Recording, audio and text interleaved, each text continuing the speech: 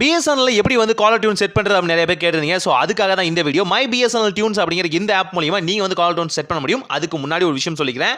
இந்த வீடியோ ஃபுல்லா பாருங்க. கடைசியில ஒரு விஷயத்தை நீங்க ஆன் பண்ணா மட்டும்தான் இந்த டியூன்ஸை நீங்க ஃப்ரீயா செட் பண்ண முடியும். மை பிஎஸ்என்எல் டியூன் அப்படிங்கிற இந்த ஆப்பை ஜஸ்ட் ஆன் பண்ணுங்க. ஆன் பண்ண உடனே உங்க நம்பர் கேட்கும்.